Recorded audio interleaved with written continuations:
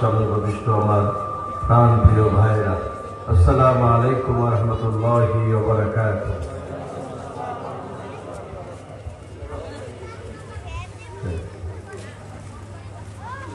পর্দার আড়ালে যেসব মা বোনেরা আছেন তাদেরকে আমি সালাম জানাচ্ছি, আসসালামু আলাইকুম ওয়া রাহমাতুল্লাহ। সম্মানিত ভাইরা, আমরা এমন একজন মানুষের সিরাতের আলোচনা শুনতে এসেছি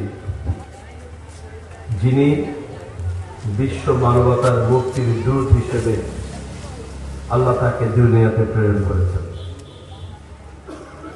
যিনি পৃথিবীতে না আসলে, যিনি আমাদেরকে পথ না দেখালে আমরা আলোর পথের দেখা পেতাম না।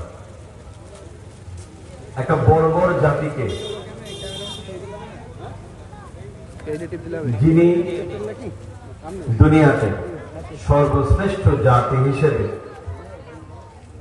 পরিচিত করেছেন, প্রতিষ্ঠিত করেছেন, তিনি মুহাম্মদ রাসূলুল্লাহ সাল্লাল্লাহু আলাইহি ওয়াসাল্লাম।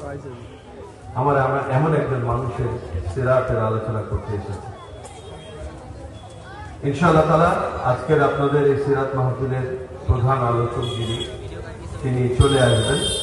আমি